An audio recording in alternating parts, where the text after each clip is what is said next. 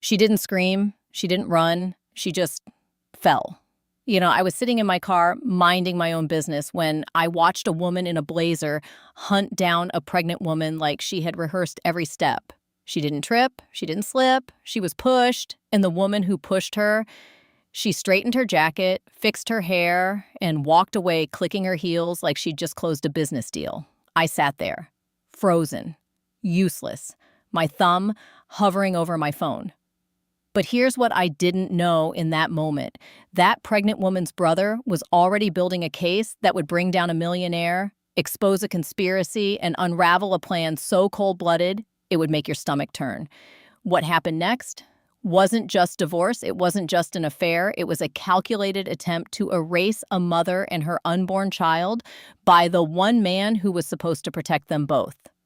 Before you keep scrolling, this story is proof that the truth always finds a way out, even when everyone around you chooses silence.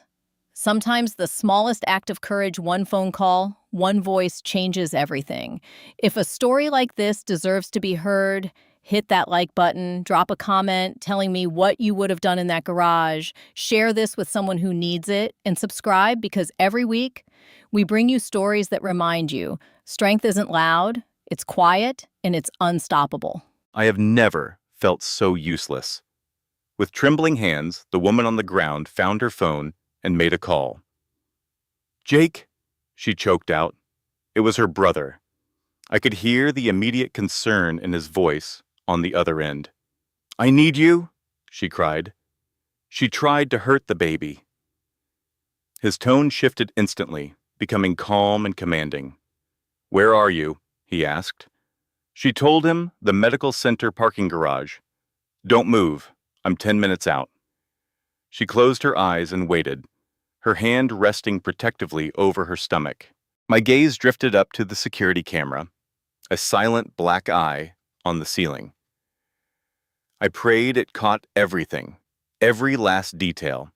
A part of me was terrified it had also caught me, just sitting here, doing nothing.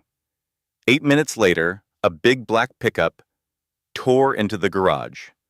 The driver was out and running to her side before the engine even cut off. "Emma!" he yelled. He dropped to his knees, his eyes scanning her for injuries. "Are you okay? Is the baby okay?" He looked like a man you didn't cross. He was built solid, with watchful eyes that missed nothing. He had started his own security firm, and I could see why he was good at his job. "I think she's fine," she told him, letting him help her to her feet. "She's moving, but my knee is all scraped, and my hip really hurts." His voice went deadly quiet. "Who?" he asked. She met his gaze, and I could see the protective fire ignite in his eyes, something that had probably been there since they were kids. "Vanessa Hoffman," she said. "Richard's girlfriend." His jaw clenched. "The marketing director from Morrison Tech." She seemed surprised, he knew. "My company provides security for his office building," he said, his face a thundercloud. "She attacked you? While you're pregnant?" She told him everything Vanessa had said about the divorce. Her voice cracked as she repeated the words. "She hit me with her purse. She pushed me down." He gently guided her into his truck, carefully fastening the seatbelt around her. First, the ER, then the police. Emma hesitated, worried about her husband's work. He just looked at her, his voice firm. "His mistress assaulted you. I don't give a damn about his business." As they pulled away, he started making calls on his hands-free system. I heard him tell his security team to pull all the footage from the garage. "Yeah, Jimmy, this is personal," he said. "My sister was attacked. I want that footage locked down now." I realized then that I had to do something. This man had a network, a way to protect her when she didn't even know it. He had been watching over her this whole time. "How long did you know about the affair?" he asked her quietly. 2 months, she confessed. She told him about the credit card bills, the excuses, how her husband had blamed her pregnancy hormones for her suspicions. His knuckles turned white on the steering wheel. He stopped himself from cursing. "You should have called me, Emma." "I thought I could fix it," she whispered. "I thought after the baby, things would go back to normal." She touched her scraped knee. Now I know she was right. "He doesn't want this baby," she said, her voice hollow. "And that means he doesn't want me." When they reached the emergency room entrance, he came around to help her out. As she stood up, I saw a change come over her. It wasn't just the baby moving inside her. It was a shift in her spirit. The denial was gone. The woman walking into that hospital knew the truth. With her brother by her side, a solid shield of support, she looked safe for the first time. But she also looked furious. Vanessa Hoffman had messed with a pregnant woman, and worse, she'd messed with the sister of a man whose job was to protect people. This was far from over. I watched her brother pace the waiting room like a caged animal while a doctor looked her over. He was trained to be calm in a crisis, but this was different. This was his little sister. 25 minutes later, the doctor came out with Emma. She looked tired, but resolute. "The baby is completely fine," the doctor said, and I saw the tension leave his shoulders. Her own injuries were minor, but she needed to rest. As they left, I finally took a breath. I grabbed an old receipt and a pen from my glove box. My hand was shaking, but I wrote it all down. The license plate, the woman's description, every word I could remember. It was a small act, but it was mine. I would not stay silent anymore. I remember the first time I saw them. It was months ago, at that upscale place downtown we handle security for. Richard Morrison with a woman who was definitely not his pregnant wife, Emma.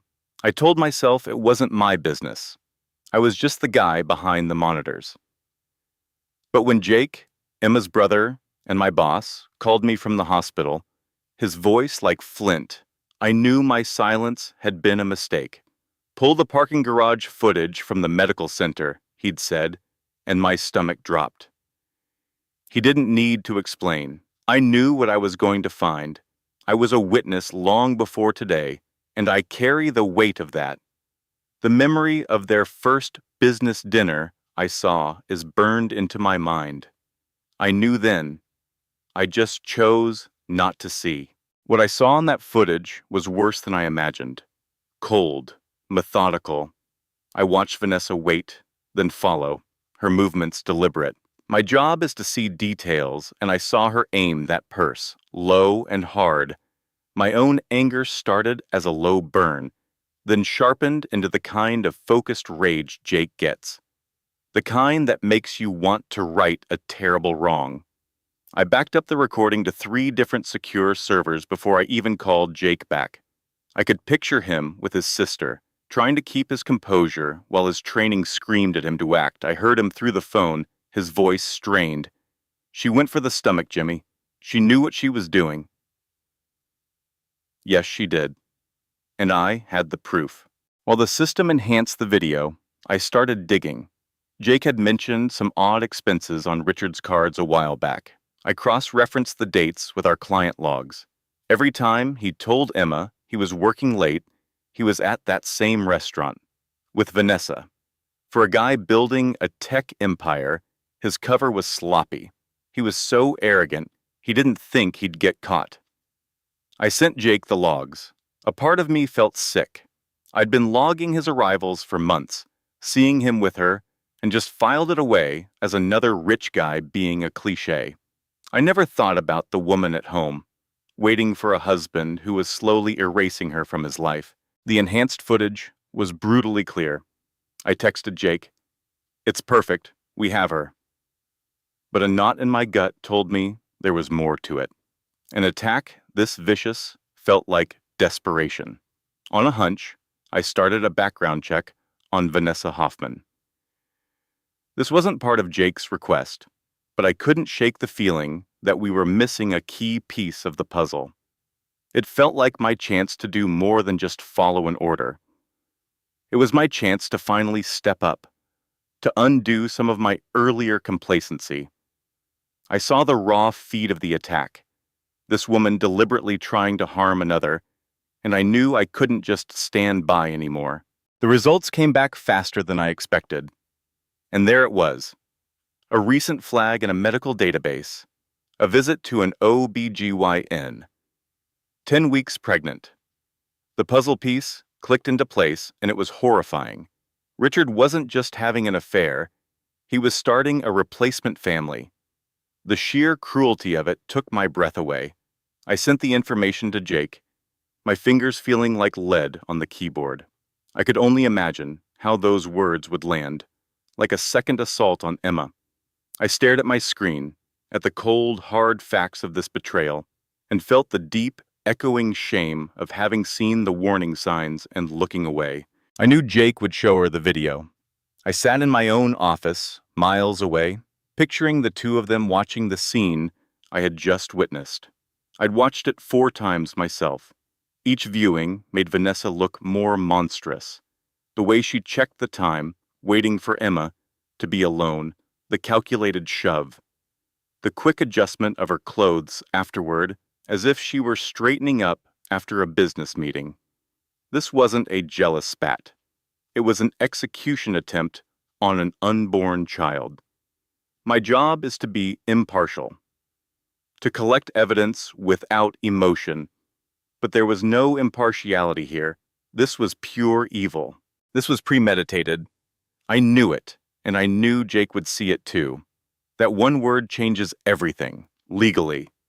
It takes it from a misdemeanor squabble to a felony. I thought about Richard, a man I'd seen laughing with clients, so, the picture of success. All of it built on a foundation of lies. His mistress wasn't just a side piece. She was a co-conspirator in a plan to tear his family apart so they could start their own. I had watched this man for months, a silent observer to his treachery. My silence felt like a heavy coat I couldn't take off, but now I was helping forge the weapon that would bring him down. Jake messaged me that Richard was calling. I could almost hear the man's voice in my head, smooth and condescending. He'd tried to deny, deflect, and blame. I've seen it 100 times. Men like him think their power is a shield that makes them invincible, that they can rewrite reality with a few well-chosen lies. I sent a quick prayer, or whatever you'd call it, hoping Emma would see through him. Her finding her strength felt tied to me finding my own. For too long, I had just been a ghost in the machine, watching and recording but never acting. He's blaming Emma. Says Vanessa called him, all worried. Jake's next text confirmed my fears. Of course she did. They had their story straight. The nerve of it all, to attack a woman and then play the concerned friend. To call your own wife clumsy to cover for your mistress's crime. My fury, which had been a slow burn, now felt white hot. This wasn't just about adultery anymore. This was about a profound lack of humanity. I saw Jake's anger mirrored in my own reflection on the dark monitor. I'm a quiet guy, I keep to myself, but in that moment, I wanted nothing more than to see Richard Morrison lose everything. Then, a new text.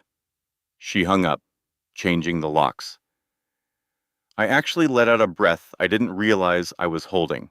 A small smile touched my lips. Good for her. She wasn't going to be a victim. She was going to fight. Suddenly, all this data I was compiling felt different. It wasn't just evidence of a crime. It was ammunition for a woman taking her life back. As she made her choice, I made mine. I wasn't done digging. There had to be more on Vanessa Hoffman. People like that don't just snap. They have a history. I was determined to find it. While they were leaving the hospital, I found it. It was buried in a sealed juvenile court record from another state. But a friend owed me a favor. A harassment charge from an ex-boyfriend, detailing violent and unhinged behavior. It was a pattern. This is who she was. I attached the file and sent it to Jake. with a simple note. One more thing for your arsenal. It wasn't much, just another piece of data. But for me, it was the first brick I'd ever thrown.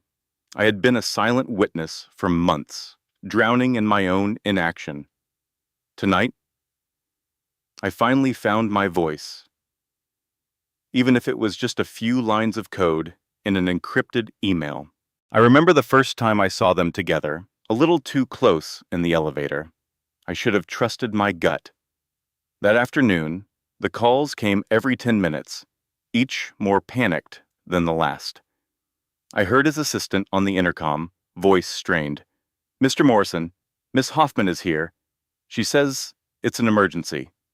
I saw her sweep past my security desk, a mess of expensive perfume and barely hidden panic. My regret started right there. In that moment, I chose to look away. I saw the trimmer in her hands and did nothing. I carry that with me. That's where it all began to unravel. But on my monitor, there was no fall. I watched the recording, my stomach churning. What Emma said was true. Ms. Hoffman didn't help. She shoved her. My screen showed it all in stark, silent clarity. There was no argument, just a cold, deliberate act. I saw her trying to talk, trying to explain something, but it was all a lie spun in that quiet office upstairs. I witnessed the truth on a grainy playback, a truth he would refuse to see. I watched it again, the horror rising in my chest. What kind of person does that to a pregnant woman? Up there, he was probably swallowing her story, blaming the pregnancy hormones he knew nothing about. I bet he even felt relief, thinking his wife was just being emotional. Down here, I was watching proof of a crime. I saw the way Mrs. Morrison stumbled backward, the shock on her face.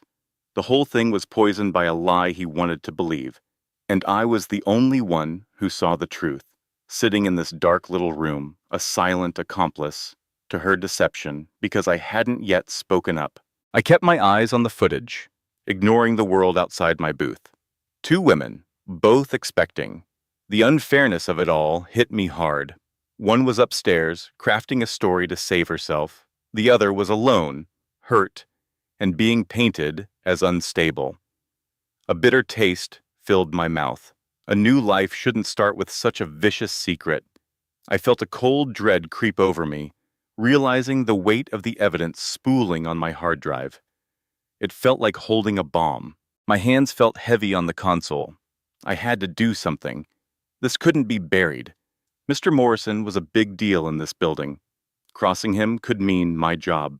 But then I saw Mrs. Morrison's face again on the screen, her hand flying to her stomach. That was it. My fear didn't matter as much as the truth. I started the transfer, copying the file onto a secure drive. It was a small act, just a click of a mouse, but it felt like I was finally pushing back against the dark. Later, a notification flashed on my screen, a lockout order for Mr. Morrison's residence. A small, fierce smile touched my lips. Good for her. She was fighting back. He was probably furious, seeing it as some kind of betrayal, but I saw it for what it was, a desperate act of self-preservation. Her quiet rebellion gave me the last ounce of courage I needed. She wasn't just a victim on my screen anymore, she was a survivor. They think they're invisible in their glass tower, that people like me don't see. But we see everything. I see the late nights, the hushed conversations, the flowers that don't go home. I'd seen Ms. Hoffman's sly looks and Mr. Morrison's careless affection. They thought they were playing a game no one else knew the rules to. But the camera doesn't blink. It doesn't care about power or money. It just records. And I had the recording. I wondered if he felt like a hero up there, promising to protect the wrong woman. The thought made me sick. He was shielding the predator and blaming the prey. The whole situation was twisted. My job was to protect the people in this building, and in that moment, that meant protecting Mrs. Morrison from a threat she couldn't even prove existed. My resolve hardened. This wasn't about my job anymore. It was about doing what was right. The file was ready. My heart hammered against my ribs. I thought about how a single piece of information could change so many lives. On the tape, Ms. Hoffman had walked away without a second glance. That coldness was what stuck with me. It wasn't a crime of passion. It was calculated. I pulled out my personal cell phone, my hands shaking slightly. I was just a guy in a security office, 3 floors down from all the drama, but I was about to blow their world apart. The illusion was about to shatter, all because of an anonymous call. This isn't just an assault. The detective's voice on the phone would later say, "It's an attack on an unborn child." My call, I gave them the tip, told them about the footage from my building. I described the deliberate cruelty, the way she targeted a pregnant woman's belly, and then just walked away. I set the wheels of justice in motion. It was a small thing, my voice on the phone, but it felt like a roar. I watched from my desk as the detective arrived to speak with Mrs. Morrison. I stayed in the shadows, just another part of the building. She had already told her story 3 times, but this time, it would be different. This time, she had proof. She didn't know it came from me, the quiet guard at the front desk, and as her hand rested on her stomach, talking about her daughter, Grace, I finally felt a sliver of peace. My silence was broken. Hope had begun. I remember Vanessa Hoffman. I've met Emma at company parties, and Vanessa always worked in marketing, right alongside my husband's team. I recall the detective asking about her. She seemed hostile, I thought, always so angry. She'd snap if you looked at her wrong. But there was a coldness to her too, a sense of calculation, like she was always 3 moves ahead. The detective asked Emma to explain.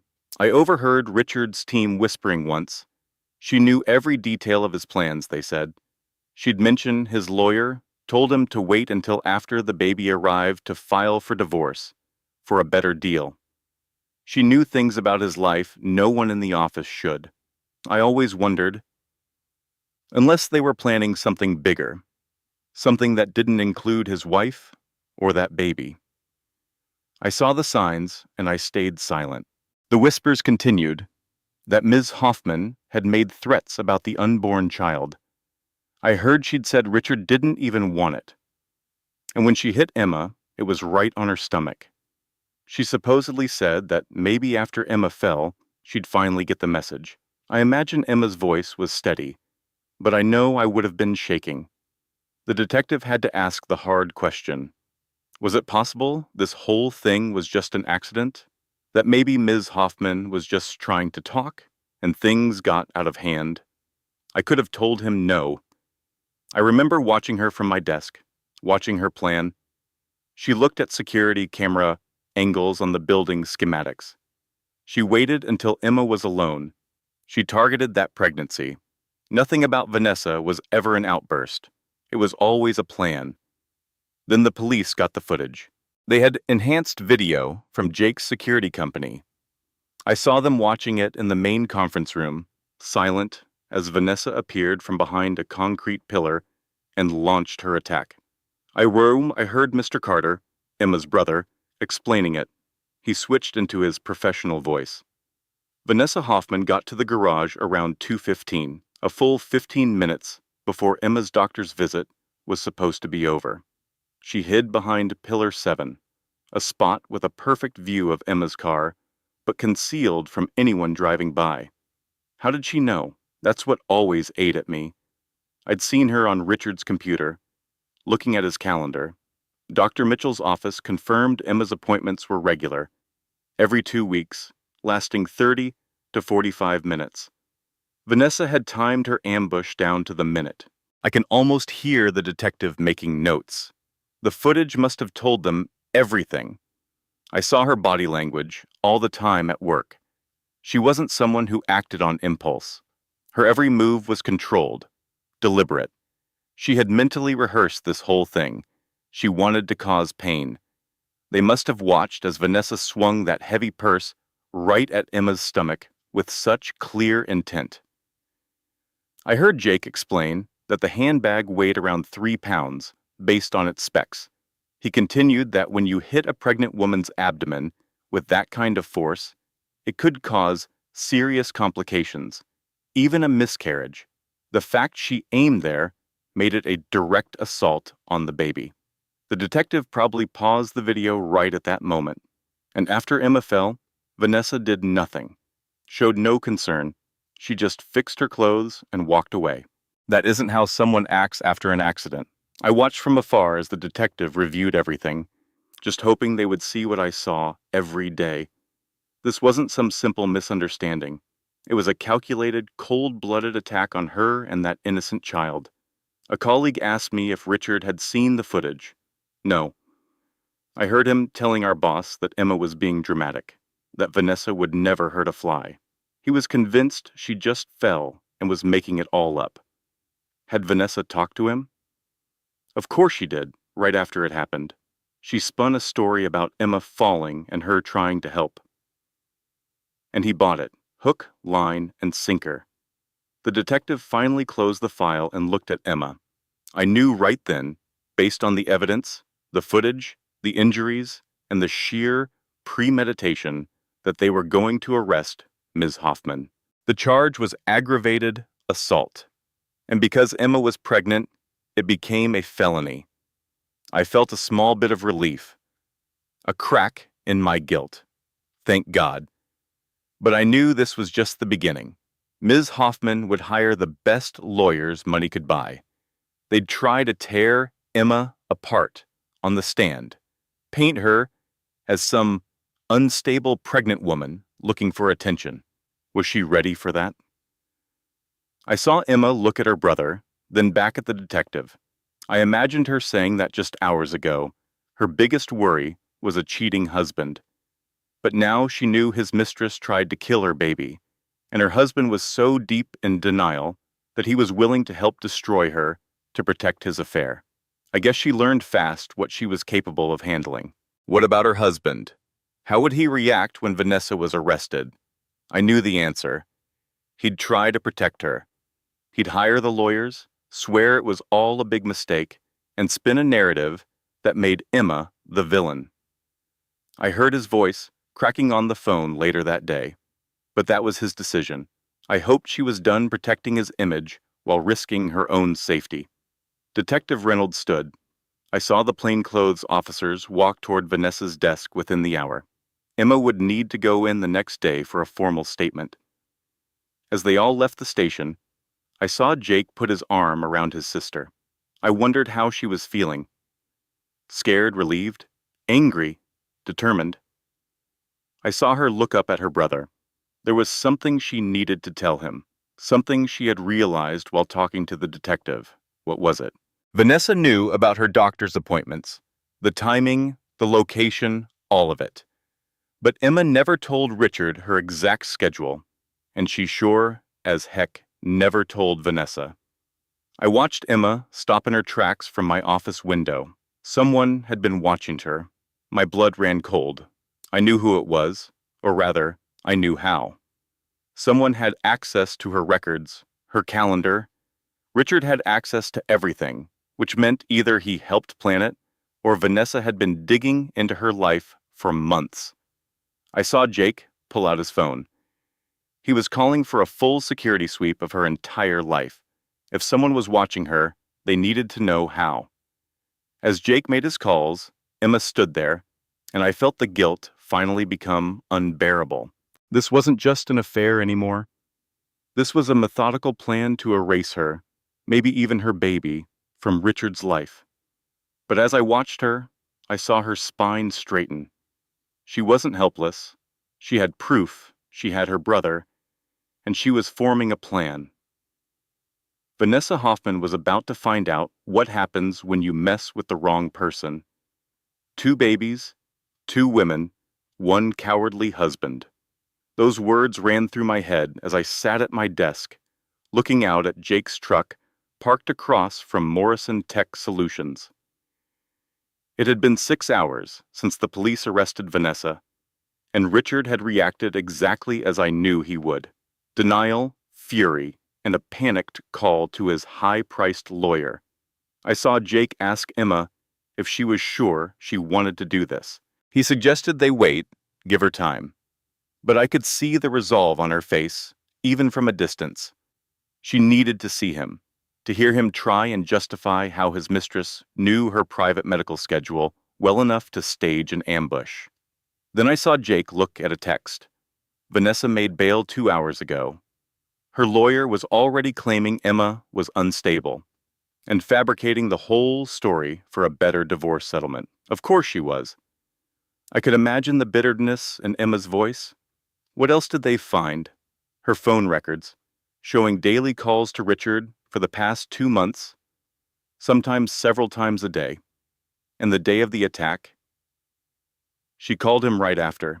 That blew her whole "I was trying to help" story out of the water. Then Jake hesitated. There was more. A background check on Vanessa. She wasn't just pregnant. She was seeing a specialist. I leaned forward in my chair, wishing I could hear. What kind of specialist? A high-risk one. She'd been having complications herself, spotting, high blood pressure. The risk of a miscarriage. Her own doctor had told her to avoid any stress or physical activity. So she was risking her own child to attack someone else's? It was more twisted than I could have imagined. She was so consumed by jealousy that she was willing to gamble with her own baby's life. I watched Emma process this, another horrible piece clicking into place. She wanted to talk to her. Jake refused, not alone. She insisted. With him there, in public, she needed to know why, and I knew why. That night, I went home, opened my laptop, created an anonymous email, and attached a screen recording I took weeks ago from my phone. A video of Vanessa on Richard's computer, pulling up Emma's schedule on his calendar. I hit send. I remember the first time I saw him lie to her face, months ago. Now, listening to the whispers about the attack, I heard that same fake concern in his voice. For 8 months, I watched him spin his web, and I did nothing. I was just the junior associate. What could I do? But today, hearing about what happened to Emma, I knew my silence had been a mistake. She wanted to face the woman who did this, to understand the why. Her brother, Jake, was hesitant, worried about the risk. He insisted on control. A public place, everything recorded, an immediate exit strategy if things went south. Emma needed answers, not a tearful reunion. She wanted to know what Richard had been telling his mistress about their lives, their future. Information was her weapon now. 20 minutes later, they were set up in the cafe downstairs from Vanessa's apartment. It was a smart choice. Cameras everywhere, lots of people, clear escape routes. Jake even had his guy, Jimmy, watching from another table. Vanessa showed up right on schedule, looking rattled but still put together, clutching that designer purse she'd used to attack a pregnant woman. I know, because I saw the security stills. "Emma," she began, "I'm surprised you called." "I'm surprised you came," Emma shot back, her voice like ice, "since you're looking at serious assault charges." Vanessa tried to play it off, a simple misunderstanding her lawyer would fix. That's when Jake stepped in, his tone low and dangerous. "The footage I saw showed you swinging a 3-pound bag directly at my sister's stomach. There's no misunderstanding that." Vanessa looked at him, finally seeing the real threat. "And who are you?" He didn't miss a beat. "Jake Carter, her brother. My company provided the cops with that footage." I could just imagine the blood draining from her face. "You're in security?" "I am security. We handle situations like this." Jake's smile was all teeth. "We protect people like pregnant women who get assaulted in parking garages." Shaken, Vanessa turned back to Emma, looking for a softer touch. "I never meant for you to get hurt." It all just spiraled. But Emma was relentless. You mentioned some things in that garage, specific things about Richard's divorce plans that sounded more like strategy than gossip. I don't know what you're talking about. You knew about his lawyer's advice, his business trips, how he felt about the baby. That wasn't just pillow talk, Vanessa. That was planning. I know it was. I filed those travel reports. They were lies. We don't keep secrets, Vanessa insisted. Unlike with his wife? Emma asked. That's when Vanessa's story came pouring out, the one Richard had clearly fed her. He never wanted the baby, Emma. He said you trapped him, that you became obsessed when he was trying to grow the business. I felt sick. I remember hearing Richard complain on the phone about exactly that, about nurseries and names, twisting Emma's excitement into a flaw. Jake must have felt Emma tense up, because he put a hand on her arm. Go on, he told Vanessa, his voice calm. I was just trying to make you see it was hopeless. He's with me now, emotionally. With me and with our baby. The confession just hung there. Your baby, Emma said, her voice hollow.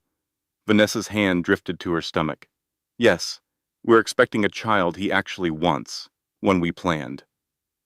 That was my cue. I had found the proof Jake needed. Planned when? Jake asked, his voice casual. Before or after you knew Emma was pregnant, Vanessa stammered, realizing her mistake. It's not that simple. It seems very simple to me, Emma replied softly. He panicked when he found out about my baby. So you decided if I lost mine, the problem would just disappear. Vanessa denied it, but Emma was ready. She pulled out her phone. The affair was 8 months. You got pregnant 10 weeks ago. I'm 31 weeks along. The math was damning. A timeline of cold calculation. I had helped Jake piece it together from expense reports and deleted calendar entries. Jake watched Vanessa crumble as Emma laid it all out. The timing is convenient, Jake said. Either it was a lucky accident, or you deliberately got pregnant to give him another option. You don't get it, Vanessa pleaded. Richard loves me. He wants a life with me, she cried. Your baby was just a roadblock. Emma looked at her, at the woman who had tried to destroy her family with such viciousness, and her voice went flat. You're right. I don't understand being the kind of person who would hurt an innocent child for their own selfish wants. I don't get how anyone decides that attempted murder is a reasonable way to solve a relationship issue. It wasn't attempted murder. You aimed a heavy object at my belly to cause a miscarriage. What else would you call it? Vanessa shot to her feet, her self-control gone. I call it fighting for the man I love. The whole cafe was staring now. A pregnant woman was melting down by the window. Emma stood up too. I hope for your baby's sake that you grow up. Because one day that child will ask why their father is in prison for conspiracy to commit assault, and you'll have to tell them you cared more about a married man than a human life. Vanessa looked stunned. Prison? Richard didn't do anything. Emma's smile was chilling. He gave you my schedule, my private information, and his blessing to remove an obstacle. That makes him an accomplice. As they left, Jake wrapped an arm around his sister. How are you? He asked. Like I was married to a monster. It started with a receipt months ago, one I should have flagged. I see it clear as day, even now, sitting in this dark office at 3 a.m. 4 years I've watched the books for Morrison, and for 4 years I've ignored the small things. Now, watching Jake stare at the monitors, his face like stone, I know my silence made me complicit. All this time, his sister Emma was living a nightmare, and I was just balancing the spreadsheets. Her whole world was collapsing, and I was just another guy doing his job. Jake's been digging through 8 months of footage, for the last 4 hours, building a fortress of proof around a man who never saw him coming.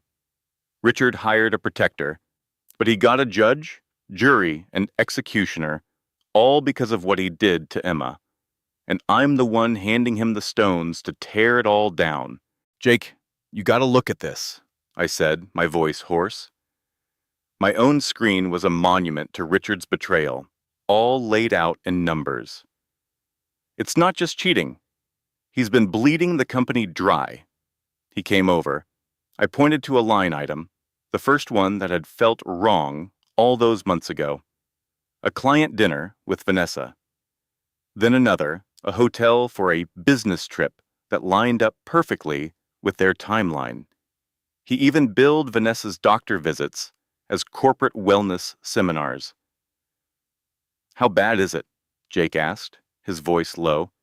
At least $250,000 in company funds, and that's just what I can prove easily. I clicked over to another file. It's worse. He used corporate cards for her whole life, her apartment, her car, even the purse she hit Emma with. My stomach churned. This wasn't just slimy. It was criminal, fraud, embezzlement. He'd thrown his career away for this woman and was about to face the board for it. There's more, I said, dreading it. I found out how Vanessa knew Emma's schedule. I pulled up the emails, my hands feeling dirty just touching the keyboard. Richard was getting into their shared insurance portal and sending Emma's appointments straight to Vanessa. The messages were cold, clinical. Dates, times, locations. A roadmap for terror that he drew himself. I watched Jake's anger turn into something cold, something terrifyingly calm. He was in mission mode now. I need 3 packages of everything, Jimmy, he ordered. Cops, the board, and Emma's lawyer. I was already on it, but a sick feeling told me the worst was yet to come. Jake. Wait, what is it? He asked. I pulled up the last of the files, the ones that made me feel like I needed a shower. He's been looking for ways to get out of being a father, talking to lawyers about forcing a DNA test, trying to build a case that the baby isn't his, so he wouldn't have to pay a dime. Jake just stared, his disbelief warring with the rage in his eyes. Emma had been nothing but loyal. Richard knew that child was his.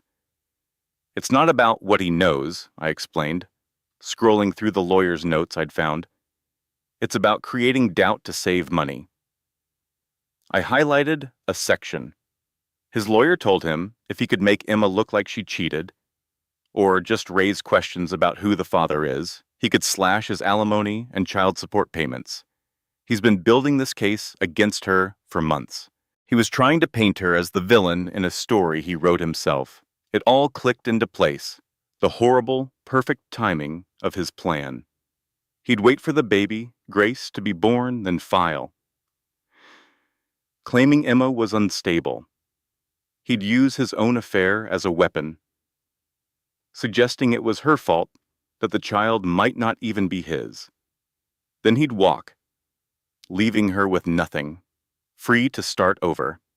I leaned back, the sheer evil of it sucking the air out of the room. This wasn't just a man leaving his wife. It was a calculated campaign to ruin her reputation, drain her finances, and maybe even take her child away from her. There's one last thing, I said, my voice barely a whisper. The lawyer's notes had a phrase that chilled me to the bone. It mentions eliminating obstacles to dissolution. His lawyer suggested that if Emma lost the baby, the divorce would be much cleaner for him. The silence in the room was absolute. Jake stood perfectly still. Are you telling me his lawyer told him, I'm saying, I cut in, reading directly from the notes, that pregnancy loss is listed as a scenario that would be advantageous to the client's position. Jake stood up and started pacing, the soldier taking over. This was a battlefield now. Richard didn't just stand by while Vanessa attacked Emma. He handed her the map. He gave her the schedule. He talked about the legal upside of his own child's death, and he paid for everything for a woman he knew was a violent threat to his pregnant wife. That's conspiracy, Jake breathed. Accessory to attempted assault. I knew it was more than that. I watched him pull out his phone. Jimmy, lock all this down. I need backups on backups, and get a copy to Detective Reynolds now, he commanded. What are we doing? I asked. A thin, grim smile crossed his face. Richard Morrison thought he was playing a game with Emma. He's about to find out he was playing against me. 20 minutes later, Jake was gone. I was alone with the evidence, the weight of it all pressing down on me. I imagined Emma in her house, awake at 3:30 in the morning, her hand on her belly, talking to a child her husband never wanted. My phone buzzed, an alert that my encrypted package had been received. Detective Reynolds. I could only imagine the conversation Jake was having. This was it. The data I had found, the breadcrumbs I had followed, were about to change everything. We weren't just looking at a simple assault anymore. I started making the copies, my hands moving mechanically. Each click of the mouse felt like a hammer blow against Richard Morrison. I imagined the detective on the other end, telling Jake this was now a conspiracy, that federal charges were on the table, and I imagined Jake's calm reply, asking what he needed. The next question would be about Emma, how she would handle the media storm this was about to become. I paused, looking at a candid photo of her and Richard on his old company profile. She was smiling, oblivious, my guilt twisted again. I knew. I saw the receipts, I saw the lies, and I did nothing. I thought of her now, facing all of this. Her husband's betrayal, his lover's attack, and the knowledge that he plotted to destroy her. She was stronger than any of us. I pictured Jake assuring the detective that his sister could handle it. Then the question would turn to him, to us. They'd accuse us of entrapment, of corporate spying, but I knew Jake's answer already. I had simply done my job. I documented the crimes. Every file, every record was legal, admissible, clean. Then I imagined the detective dropping the other shoe, Vanessa's defense. She was going to claim Emma started it, that she was just defending her own pregnancy from a threat. It was a disgusting lie, but a smart one. They would use the affair, everything, to twist the narrative and paint Emma as some kind of monster. I felt my own temper flare. They had nothing to back it up. But Richard had the money to make a lie sound true. This would be a war of attrition, designed to wear Emma down. She deserved so much better than to have her trauma replayed and twisted in a courtroom for the next year. And then I knew what Jake would do. I could almost hear him saying it. Detective Reynolds, what if I had more? What if I had proof that would make their entire defense fall apart? The kind of proof that showed Richard not only knew, but that he encouraged it. The kind of proof I found in a lawyer's memo about the benefits of a pregnancy loss. I felt a knot in my stomach loosen. This was the key. That single document changed it from assault to attempted murder. I held the printout in my hand. It was just a piece of paper, but it was justice. I knew the detective's next question would be if he was ready to go after a millionaire for something so heinous. And I knew Jake's answer would be yes. Richard Morrison was about to learn a lesson he should have learned long ago. As I slid the final page into the evidence envelope for Emma's lawyer, I looked out the window. The sky was getting lighter. A new day was starting. Richard's mistake wasn't just his cruelty, it was that he let the wrong person see his secrets. He let me see them. And I was no longer silent model. And I was the one who handed Jake the proof to destroy him. Fancy seeing you here, Richard. He looked up from his desk as Jake Carter walked in without an invitation. It was 8:30 in the morning, and the press was already calling about Vanessa. The last thing he needed was a distraction. Jake, I'm in the middle of a family emergency. I watched from my desk, my heart pounding. Funny, Jake said, closing and locking the door. That's exactly what I'm here to talk about. Richard finally looked up, sensing the shift in the air. That cold tone in Jake's voice was new. What is this about? Jake sat down across from him and took out a tablet. I knew what was on it. I'd loaded the file myself. It's about 8 months of surveillance, financial records, and private messages that tell a fascinating story about your side projects. Richard went pale. I have no idea what you mean. Don't you? Jake tapped the screen, and the main monitor lit up with a video of Richard and Vanessa at the Marriott. March 15th. You billed this room to a client who doesn't exist. Richard just stared. Jake, I can explain. Can you? Because I've got 7 other times you used company money for your affair. Hotels, dinners, even her doctor's appointments. My small, quiet act was finally making a sound. I remember the day the floor fell out from under me. $250,000 in company money, gone in 8 months. I'd seen the numbers on spreadsheets long before Jake laid them out for Richard. I sat at my desk, staring through the glass of his office, feeling my own world start to spin. How could he? I thought. Those files are supposed to be secure. But Jake's voice cut through the silence, sharp and clear, talking about criminal activity under his security contract. I couldn't see the monitor, but I heard him bring up emails between Richard and Vanessa. I felt sick, remembering one I'd overheard. Emma's appointment is Thursday at 2:30, Memorial Medical Center, Level 2 parking. He'd read it right off his screen. She's usually there for 45 minutes and always parks in Section C. An email to Vanessa from last week, Jake said. The same day Emma was attacked. All the air left my lungs. My boss's wife.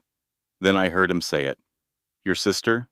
Emma Catherine Morrison, my little sister. It all clicked into place. I pictured Jake leaning across the desk, a dangerous fire in his eyes. Did you honestly believe you could tear Emma's world apart and just walk away?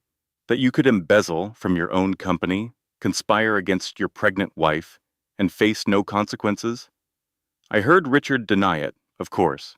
I never conspired to hurt anyone. But Jake just tapped his tablet. The screen must have shown notes from Richard's divorce lawyer. Client asked about the legal perks of a pregnancy loss. Advised that terminating the pregnancy would make dividing assets easier and get rid of child support. Notes from last month, Jake said. The same month you gave Vanessa my sister's medical schedule. I saw Richard through the glass, his face pale, completely trapped by his own ugly words. He mumbled something about those talks being privileged.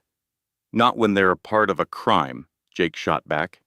He stood up, and I saw then how intimidating the former Marine really was. You hired Vanessa to clear the path to your new life, your wife, and your unborn daughter. I heard Richard's panicked denial. That's not true. I never told Vanessa to harm Emma. Didn't you? Jake's voice was like ice.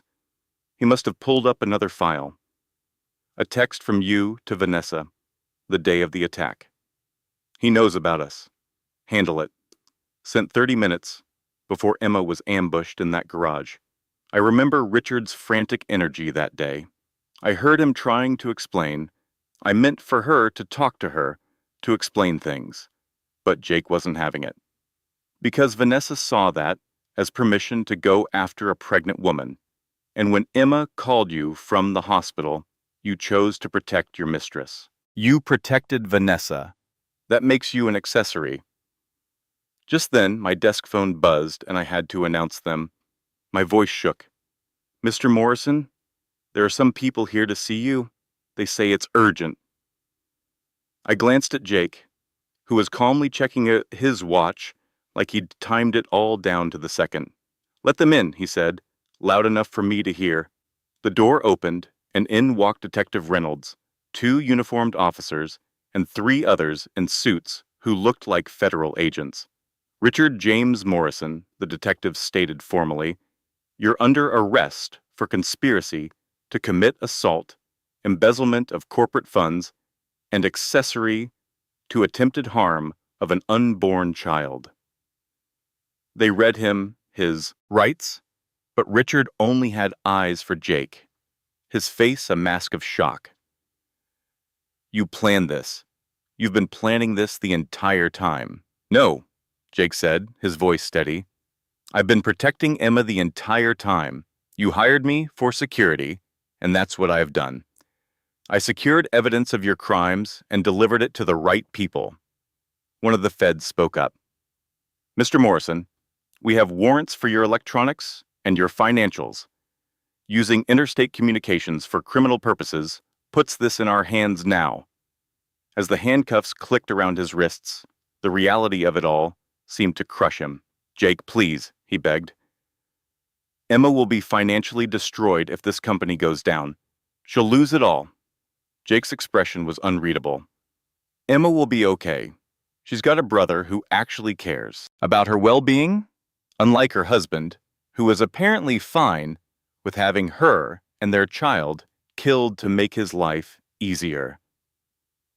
As they led Richard to the door, he looked back, desperate. "The company has to have a leader. You can't just—" "Actually," Jake cut in smoothly, "the board has already appointed an emergency manager until the criminal charges are resolved. Your employment is terminated, your access to all company assets is revoked, and your stock options are frozen." "You can't do that. I didn't do anything," Richard yelled. "The board did," Jake replied, "after seeing proof of your theft and conspiracy.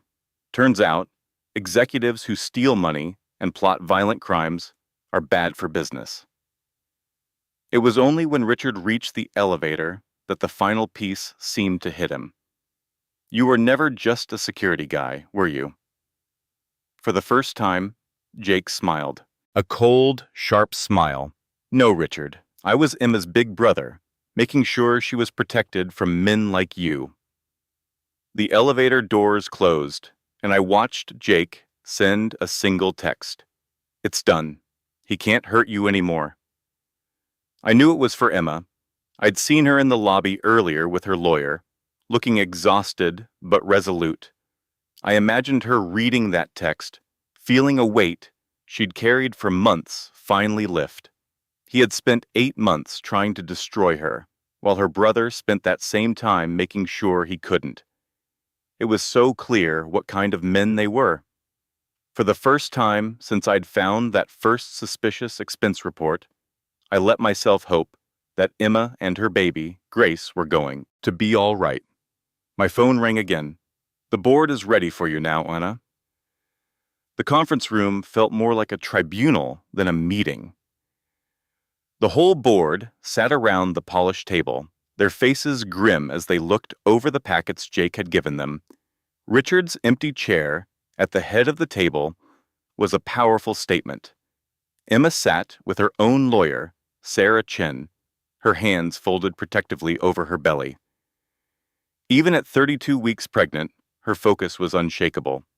This was for her daughter's future. "Let's begin," said Thomas Bradley, the most senior board member. "Mr. Carter, please present your findings."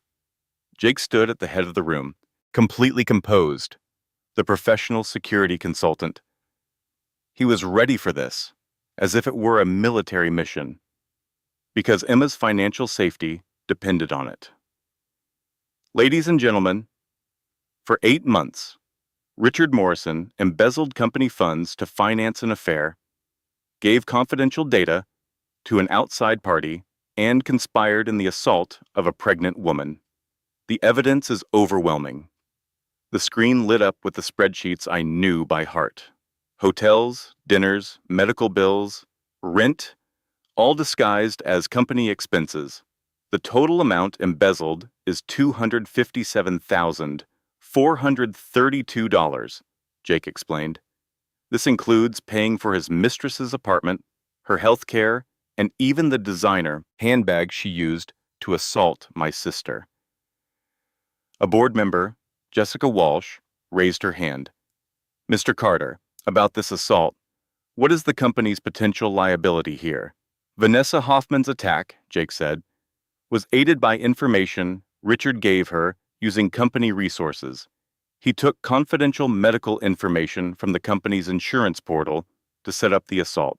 This could expose Morrison Tech to civil liability. The room was deathly still. A lawsuit could ruin them. However, Jake added, Mrs. Morrison will not pursue civil action, provided the board acts decisively on Richard's theft and criminal acts. Mr. Bradley turned to Emma. Mrs. Morrison, would you like to address the board? She stood up slowly, her hand on her belly. And I knew, tucked inside her evidence file, was the one receipt I had found and slipped in this morning. The original charge for that purse, with Richard's own handwriting, gift for V. My silence was finally over. I remember the first time I saw the crack in their perfect marriage. Emma was 8 months pregnant, standing before us with a strength that filled the room. Ladies and gentlemen, she began, her voice unshakable. 4 years ago, I married a man I believed in. I stood by him, promoted his business, and played the part of a wife who could advance his career. Her eyes scanned the familiar faces at the table, faces from years of company parties.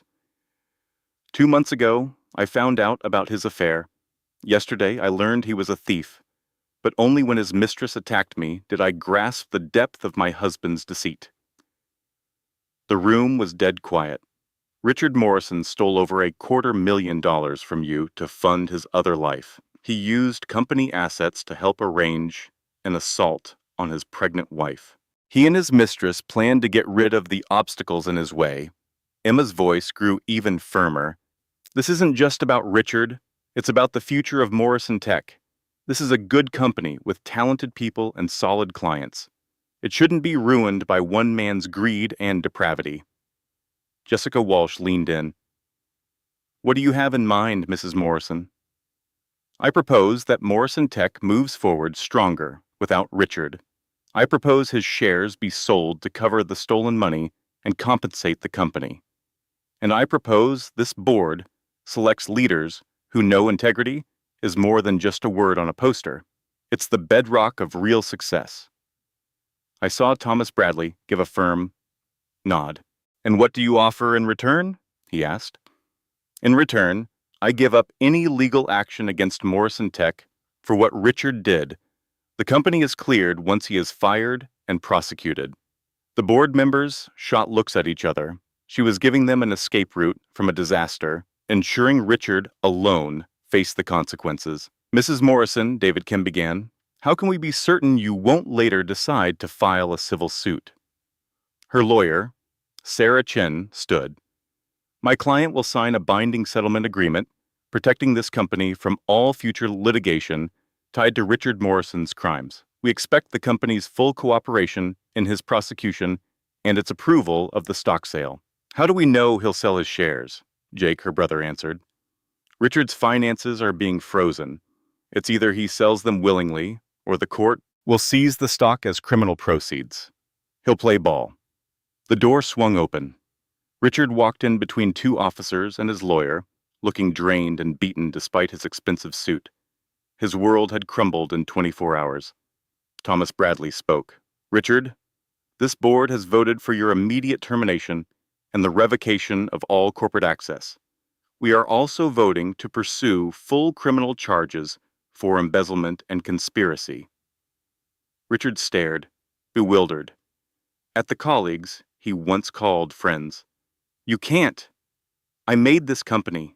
No, Jessica Walsh said, her tone like steel. You almost destroyed it, and you certainly shattered our trust in you. The evidence is damning, David Kim added. The theft, the plot, the facilitated assault. We have to protect the company. Richard's lawyer said something quiet, and his shoulders slumped. What do you want? Emma rose again, looking at the man she had been married to. I want you to sign over your stock in Morrison Tech to repay what you stole. I want your full cooperation with the prosecution, and I want you to stay out of my life and my daughter's life forever. Emma, please, he begged. We can fix this. We don't have to tear down everything we built. Her voice was glacial. We built nothing, Richard. You constructed a fantasy, and I was living in it. The difference is, I can handle the truth. He looked around frantically. You're all making a huge mistake. This place will fold without me. You need my vision. Thomas Bradley stood up. Richard, this company's vision has no room for theft, infidelity, or assault. We'll be fine without you. Jessica Walsh turned to Emma. Mrs. Morrison, on behalf of this board, I apologize for Richard's conduct and thank you for your incredible poise through this. Morrison Tech is indebted to you. Emma just nodded. Just see that it never happens again, and make sure justice is done. As the officers escorted Richard out, he made one last appeal. Emma, I swear I never wanted Vanessa to harm you. You must believe me. Emma looked back at him, almost with pity. Richard, you schemed for months to erase me and our child. The only thing you never intended was to get caught.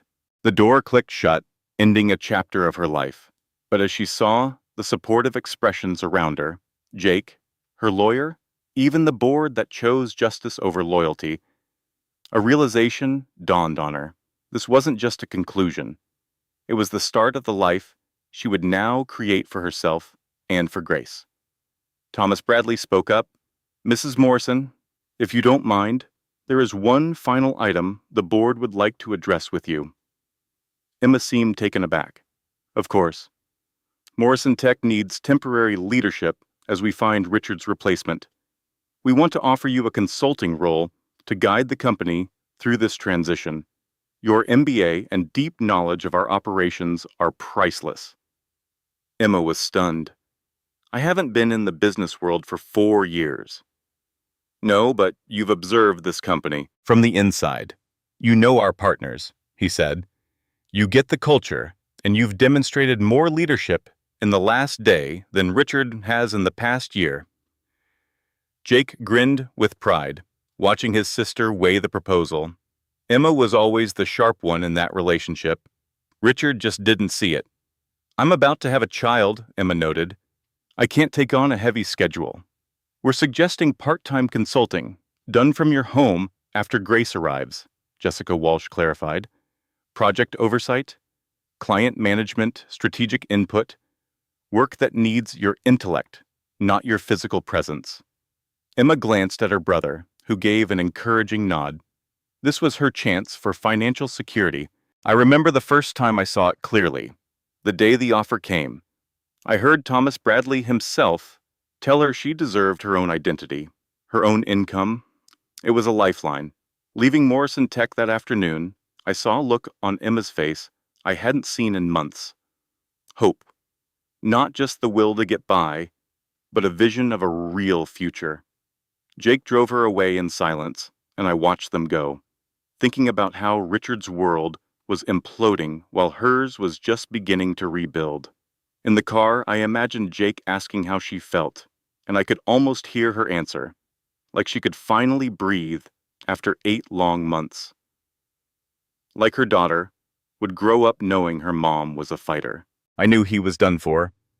Word from the legal department was a plea bargain was likely, probably 3 to 5 years for what he did, and Vanessa would get 2+ probation.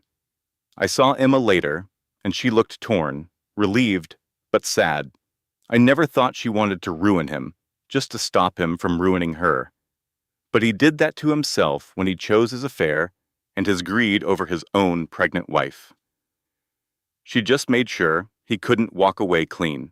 As they sat in her driveway, I imagined her feeling the baby kick, a little life responding to the sudden peace.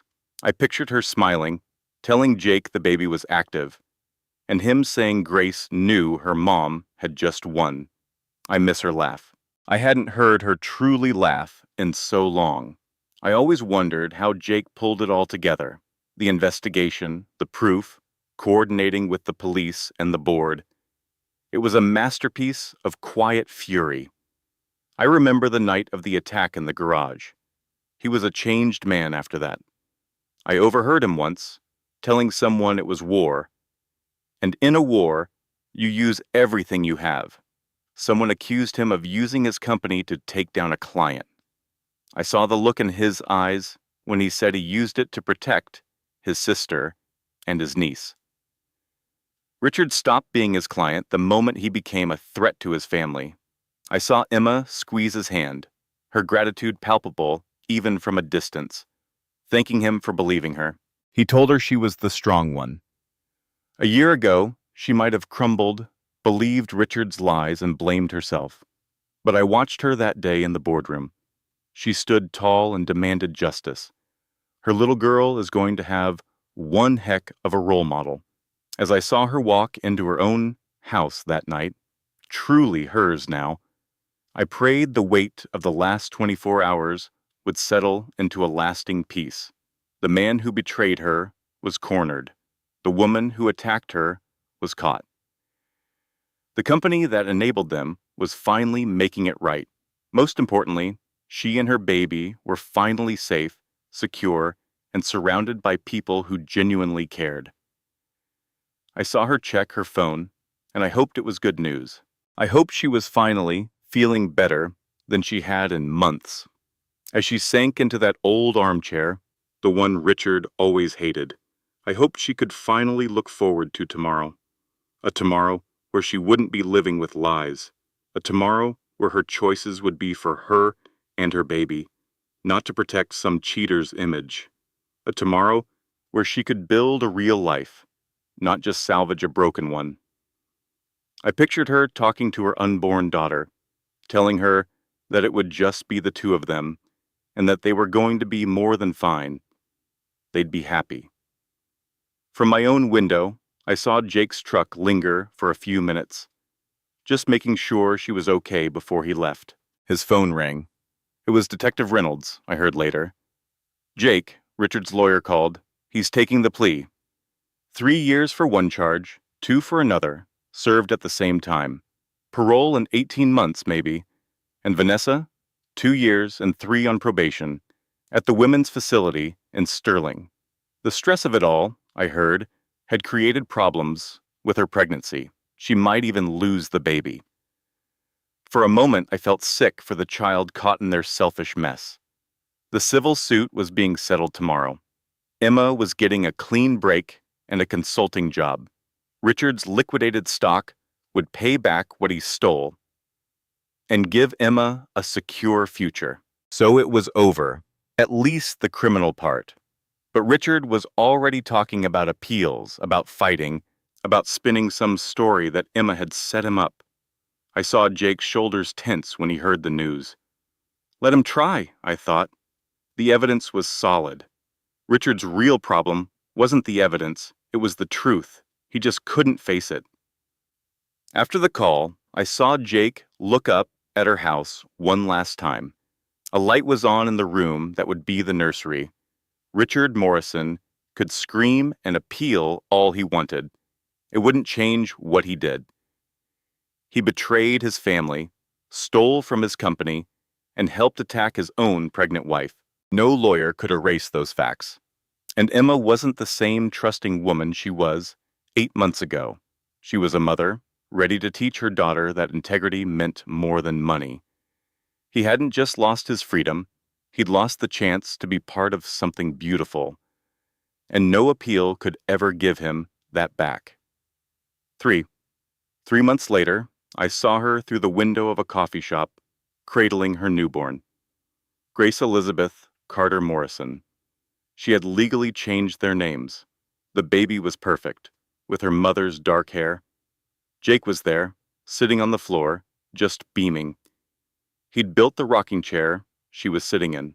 Just perfect, I heard him say. Emma looked down at her daughter with a kind of peace I'd never seen on her before. The last 3 months had been crazy with legal stuff and doctor's visits, but they were also the most real months of her life. I overheard her telling Jake the baby was healthy, 10 fingers and 10 toes, and stubborn, like her father. Jake just smiled and said that stubbornness would serve her well. Then he asked about her meeting at Morrison Tech. I saw her light up. They'd offered her Director of Strategic Development part-time so she could be with Grace. She could go full-time later. The salary was more than enough to keep the house and start a college fund. She'd already accepted. Thomas Bradley told her she was a natural at it. I could have told them that. She was always the one who kept Richard on track. He just took all the credit. Just then, her phone buzzed. Her smile vanished. "What is it?" Jake asked, his tone shifting. "It's his lawyer," she said. "He wants to set up a video call from prison so Richard can see Grace." Jake's face went dark. "From prison? He has rights," she said, "even from in there. The lawyer claims he wants to be a part of her life." I held my breath, wondering what she would do.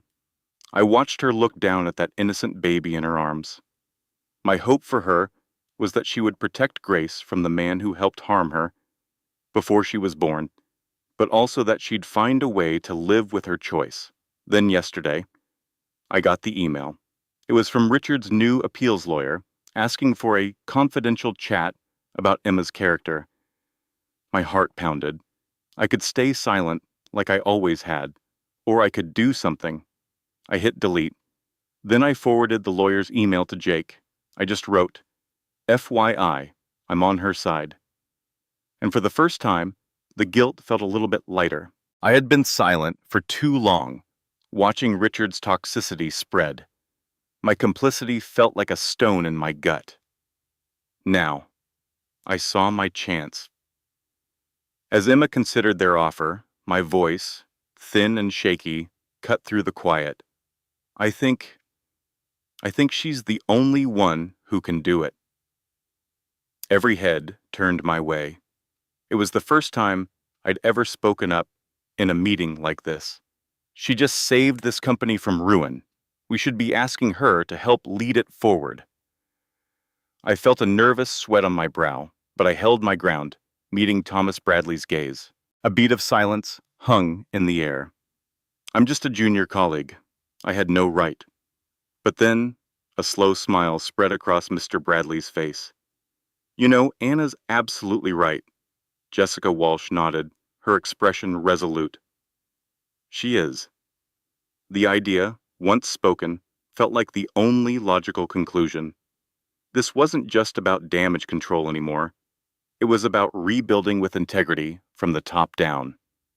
I glanced at Emma, who was looking directly at me with a mix of surprise and gratitude that made my heart ache. The weight of my silence finally began to lift. The rest of the board was in complete agreement. The offer was officially made, not as a temporary fix, but as a real opportunity, a true new beginning. Emma accepted, her voice infused with a fresh sense of purpose. When the meeting was over, she walked over to me as I gathered my notes. "Thank you," she said, her voice soft but firm. I could only manage a nod, unable to say the words I was thinking. "I'm so sorry it took me this long." But seeing the hope in her eyes, I knew this small act was a start. For the company, for her, and for me. I remember the day the fight truly started. The day he parked that ridiculous sports car in the driveway while she held a positive pregnancy test. I saw her face through my kitchen window and did nothing. Today I watched his mother, Patricia, walk up that same path, not with anger, but with a quiet strength. She handed Emma a tiny velvet box. I couldn't hear the words, but I saw Emma's shoulders, which had been stooped with worry for months, finally straighten. I saw the weight of Richard's cruelty begin to lift, replaced by a promise passed from one generation to the next. He was wrong about her, so profoundly wrong. I'd known it all along, from my silent vantage point next door, and my shame for never speaking up felt like a stone in my gut. It was a promise of family, one she was building right before my eyes. All afternoon, there was a quiet hum of activity from her house. A young man, who I learned was her brother Jake, wrestled with instructions for a changing table on the lawn. Patricia moved past the windows, a blur of purpose, organizing a future for the baby girl. Even Dr. Mitchell's car was there for a while. The house felt alive in a way it never did with him, filled with a gentle warmth that pushed out the cold silence he always left in his wake. I watched them and thought of all the times I could have knocked on her door, could have offered some small kindness, but I hadn't. And now I was just a witness to a joy I hadn't earned the right to share. Later, I saw Emma by the window, rocking her daughter, Grace, in her arms. The haunted, anxious look she'd worn for 9 months was gone, replaced by a fierce and beautiful peace. She wasn't looking for what was missing anymore. She was gazing at everything she'd ever needed. In that moment, watching her, I knew my silence had been a kind of poison. It was time to fix it. I sat down at my own table, pulled out a pen, and started to write down everything I saw. The late nights he came home, the weeks he was gone. It wasn't much, but it was the truth. And her new little family deserved a future built on that. This content was carefully researched, developed, and manually edited by our team to deliver meaningful stories with valuable life lessons. Every narrative is crafted to entertain, inspire, and empower our audience. We believe that great stories can change lives, and we are committed to bringing you content that matters. Thank you for being part of our community.